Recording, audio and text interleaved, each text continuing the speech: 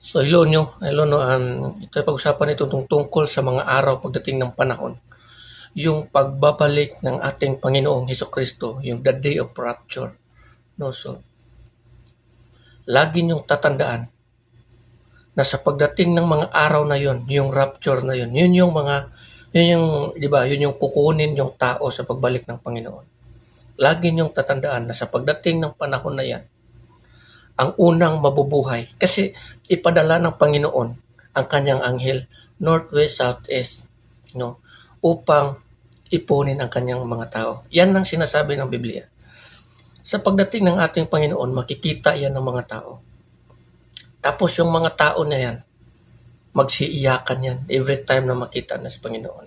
Ang Panginoong Kristo. Ito yung tinatawag ng dadasikan coming of Christ.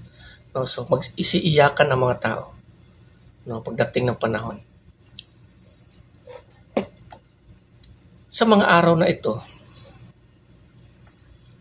kukunin ng Panginoon at unang mabubuhay muli or unang kukunin ng Panginoon ay yung mga taong namatay na dahil sa kanilang pagsunod sa ating Panginoong Hesukristo. Yung mga taong namatay. Pagkatapos niyan, yung mga taong buhay pa, kukunin sila. Yun yung mga taong buhay pa no, na sumusunod sa ating Panginoong Hesukristo. Yun yung pangalawa or susunod na kukunin ng Panginoon. At maraming mga tao ang magtaka at magsiiyakan sa pagkakita nila ng ating Panginoon. At dahil dito, maraming mga tao na gustong magpakamatay sa kanilang sarili. Ngunit, hindi na sila mamamatay. Kasi nga, ang kamatayan ng araw na yun, kukunin na at mawawala sa tao. At ang maiiwan, yun yung tinatawag nun na left behind. No, so, paano ko nasasabi? Yan ay nakasulat dito sa Revelation.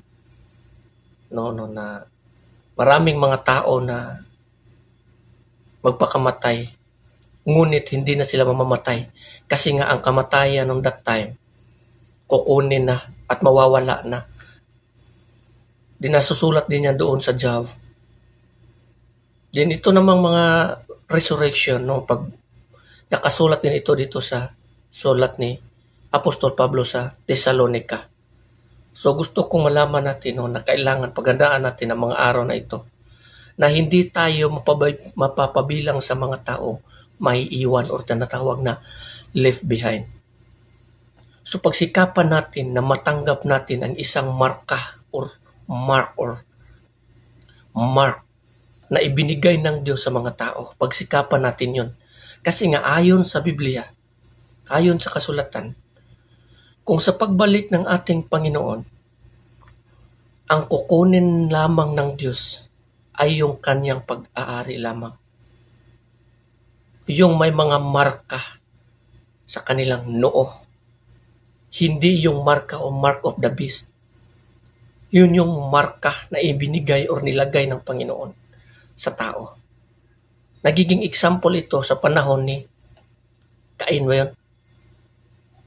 No, Cain. Pero sa atin, ng mga Kristiyano, ang marka na ibinigay ng Panginoon sa atin, isang senyales or sign or isang, kumbaga, simbolo or sign nga na tayo ay pag-aari ng Panginoon ay yung Espiritu ng Diyos ang siyang nagiging silyo sa bawat tao na ito, taong ito ay pag-aari ni Kristo. Sa mga araw na tutubusin ni Kristo or kukunin ni Kristo ang tao na kanya sa pagdating ng panahon. Tapos yung iba malilift behind. Pagsikapan natin. Kasi ayon sa Biblia, kawawa ang mga taong maiiwan that time. Basta ito ang unang mangyayari. Ang unang mabubuhay muli niyan ay yung mga taong namamatay or namatay dahil sa kanilang pagsunod kay Kristo. At pagkatapos niyan, tayong mga buhay pa noon na sumusunod at nananampalataya sa ating Panginoong Kristo, kukunin ng Diyos at sasalubungin natin si Kristo doon sa ulap. At makakasama natin siya kung saan man siya, andoon tayo. Pero ang kukunin yon, inuulit ko, ang kukunin ng Panginoon ng time na yon, yun lamang ang tao may marka ng Diyos. At doon magsisimula yung nakasulat doon sa Isaiah ba yun? Ang sinasabi ng Panginoon, patayin nyo ang mga tao ng ganito na sa loob muna ng simbahan or templo. So itong mga pangyayaring ito, pagdating ng panahon, ayon nga sa sinasabi doon sa isang anghel, kay Propeta Daniel, sa sulat ni Daniel noon na, itong pangyayaring ito, kailanman hindi pa ito naranasan simula noong ginawa ang langit at lupa. No, so mangyayari yan dito sa Biblia, ang nakasulat sa Biblia. So, lagi nating paghandaan kasi nga hindi natin alam kung kailan darating ang Panginoon. Lalo na ngayon, no, nagsilabasan na no, ang mga gira, yung mga nangyayari na or naganap na unti-unti ang nakasulat sa Biblia. Mga high-tech na ng panahon, yung sinasabi doon sa kasulatan no, ng mga image na binibigyan ng buhay, ng halimaw, yun yung mga AI robots, humanoid robots. So nangyayari na unti-unti ang mga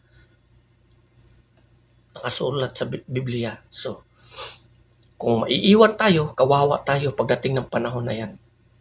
Pag maiiwan tayo, hindi tayo makakapasok sa kaharian ng Diyos. Yan ang sinasabi sa Biblia. No, so pagsikapan natin na mamuhay ng kabanalan sa kanyang kalooban. Sundin natin at mamuhay tayo sa kanyang kautusan. Kasi pag mabibigo tayo sa buhay na ito, left behind. So wag sana itong mangyari sa atin, no. So pagsikapan natin, no. So hanggang dito na lang. God bless everyone. Amen.